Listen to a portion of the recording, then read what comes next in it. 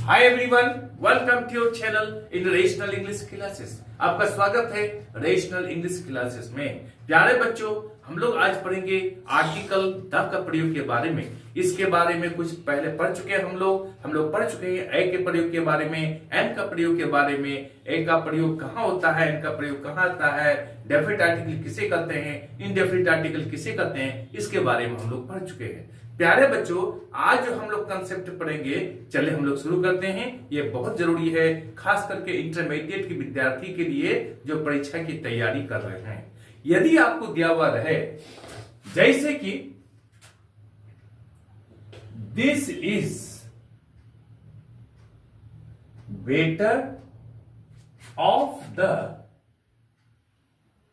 To pens, दूसरा sentence बोलते हैं आई शैल गो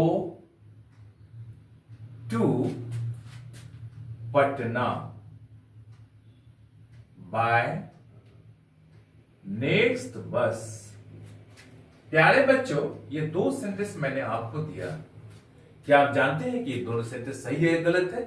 ये दोनों सेंटेंस गलत है और इसमें आर्टिकल का गलती है। क्या आप जानते नहीं जानते हैं? तो आप वीडियो को अंत तक देखिए और चैनल को लाइक और सब्सक्राइब कर दीजिए। सारा कंसेप्ट में सबको समझा दूंगा।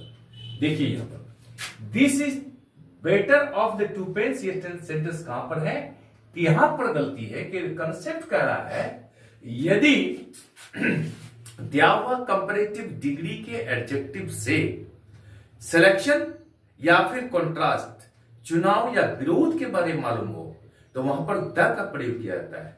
तो कंपैरेटिव डिग्री का एडजेक्टिव बेटर है यहां पर, और यहां क्या कह रहे हैं? दो कलमें हैं, टू पेन्स, दो कलम में ये अच्छा है, तो दोनों में ये कंपेयर करता है।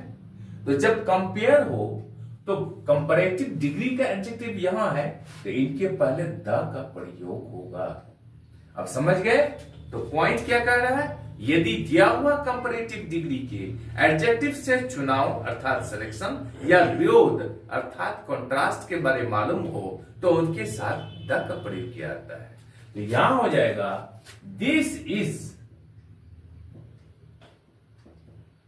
The better of the two pens. ठीक उसी तरह से विरोध करना है कि ये दो कलम से ये खराब है, तो जब कंपेयर करते हैं तो हम लोग लिख सकते हैं दिस इज, यहां पर द आएगा, worse, WORSE, bad, worse, worst. Worse क्या है? कंपैरेटिव डिग्री का एडजेक्टिव है। This is the worst of the two pens. आप समझ गए? अब प्यारे बच्चों, हम लोग दूसरा सेंटेंस को लेते हैं, I shall go to Patna by next bus. ये सेंटेंस गलत है। पॉइंट ये कह रहा है यदि नेक्स्ट, फर्स्ट, लास्ट इत्यादि के बाद काउंटेबल नाउन रहे तो इनके साथ यहां पर द का प्रयोग होगा। इसलिए यहां पर द का प्रयोग नहीं है, यह गलत हो गया। जब द का प्रयोग कर देंगे हम लोग तो ये सेंटेंस सही हो जाएगा। तो पॉइंट क्या कह रहा है? यदि क्या हो, नेक्स्ट, फर्स्ट, लास्ट इत्यादि के बाद क्या हो, काउंटेबल नाउन हो, ये काउंटेबल नाउन है, तो उनके साथ क्या होता है? द का प्रयोग किया जाता है। तो यहां पर हो जाएगा I shall go to Patna by the next bus. समझ गए? पॉइंट कह रहा हूं मैं, क्या कह रहा है यहां पर? यदि नेक्स्ट, लास्ट, फर्स्ट इत्यादि के बाद काउंटेबल नाउन हो तो उनके साथ द का प्रयोग किया जाता है। जैसे कि I shall go to Delhi by the next train. मैं अगली ट्रेन से दिल्ली जाऊंगा। यहां पर नेक्स्ट के बाद ट्रेन काउंटेबल नाउन है, इसलिए यहां पर द का प्रयोग होगा। समझ गए? अब प्यारे बच्चों, तीसरा कंसेप्ट लेते हैं हम लोग। वंश, साम्राज्य यानी एम्पायर, ऐतिहासिक घटना अर्थात हिस्ट्रिकल इवेंट्स इत्यादि के नाम के साथ द का प्रयोग किया जाता है। जैसे the Gupta dynasty, the Roman umpire या साम्राज्य है,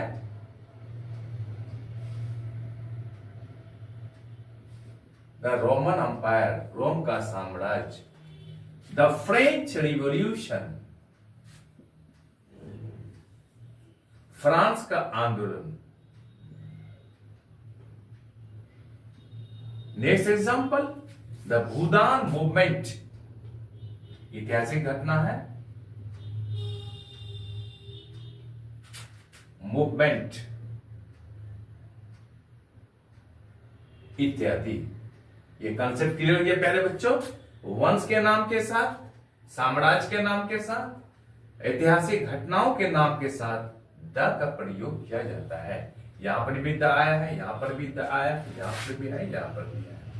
प्यारे बच्चों, अब हम लोग चौथा कंसेप्ट पढ़ते हैं। क्या चौथा कंसेप्ट है? यदि किसी व्यक्ति के गुण या स्वभाव की तुलना दूसरे व्यक्ति के गुण या स्वभाव से किया जाए तब वहां पर द का प्रयोग करते हैं। साधारणतः प्रॉपर नाउन, किसी आदमी का नाम को प्रॉपर नाउन कहते हैं। प्रॉपर नाउन के नाम के साथ द का प्रयोग नहीं होता है। जैसे यहां पर एक आदमी राम है, एक आदमी यहां पर मोहन है, दोनों आदमी प्रॉपर नाउन, दोनों आदमी का नाम प्रॉपर नाउन में है। दोनों में गुण, दोनों में तुलना नहीं कहता है, बल्कि राम की गुण या स्वभाव की तुलना मोहन की गुण या स्वभाव से किया जाए तब वहां पर द का प्रयोग किया जाता है। हम लोग ऐसे द राम, द मोहन नहीं कर सकते हैं, द सोहन नहीं कर सकते हैं। लेकिन जब उस व्यक्ति की गुण या स्वभाव की तुलना दूसरे व्यक्ति के गुण या स्वभाव के साथ किया जाए तो वहां पर द का प्रयोग करते हैं। कैसे?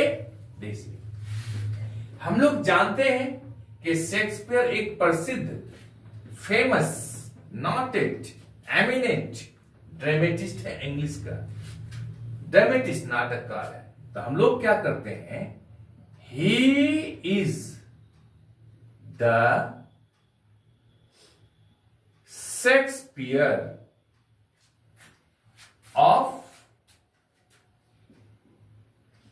हिंदी ड्रामा। ड्रामा का अर्थ होता है नाटक। प्यारे बच्चों, देखिए इस सेंटेंस को, यहां पर शेक्सपियर आदमी का नाम है, विलियम शेक्सपियर।